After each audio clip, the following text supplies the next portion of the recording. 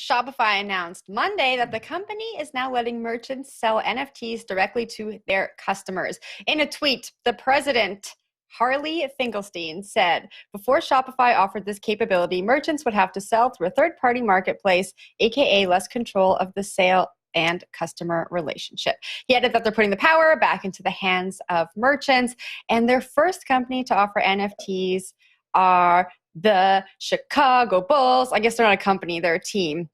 But they launched their NFT yesterday.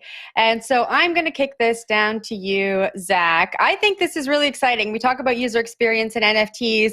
Now Shopify is making it allegedly easier than ever for just anyone to sell an NFT using the Chicago Bulls as their use case. What do you think of what's going on there?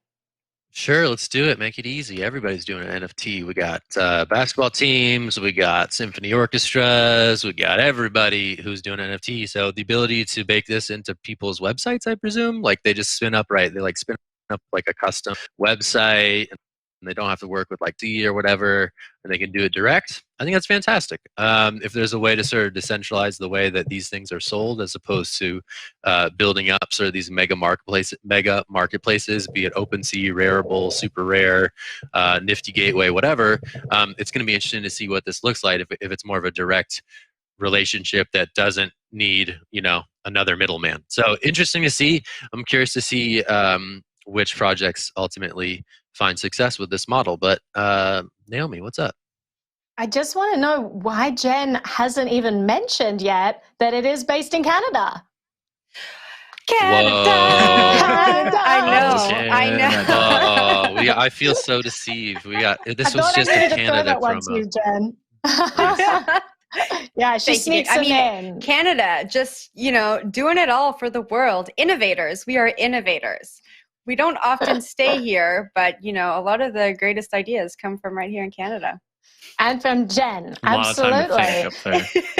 Yeah, I do. Yeah, that's right. I do think from my FUD angle over here, I am recalling that with great e-commerce comes great responsibility in some ways, and that Shopify was a third party that was breached and was a part of the Ledger data hack that happened previously. So I think that the more that these sort of third parties start plugging into websites and start underpinning and connecting a lot of these things, that can have consequences down the line and can affect a much greater kind of cross section of either storefronts that get built up or other things like that. So that just felt pertinent to mention here as we're talking about you can spin these things up, you can do it quickly, it makes it easier to use.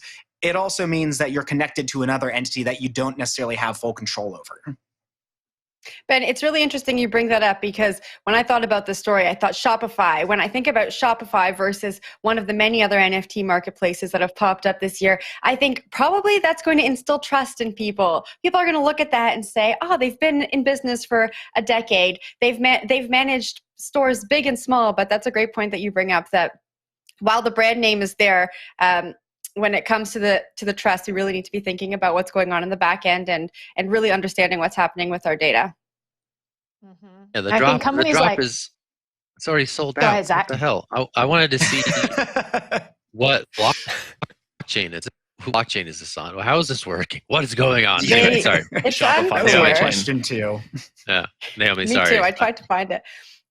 Yeah, well, I was just to wrap up, I was just going to talk more about the data issue that Shopify, obviously, a lot of their business model relies on them collecting information. These companies all collect huge amounts of information. And so, as Ben said, you plug these systems into the back end of your crypto products, and suddenly you're entering a whole new area of revenue raising for these companies, and you are part of their product. So just be mindful of that when you're interacting with these big, safe, because we know the name companies, they can tend to be a big honeypot for information that's targeted by hackers, etc., and there could be data breaches, as we've seen many times in the past.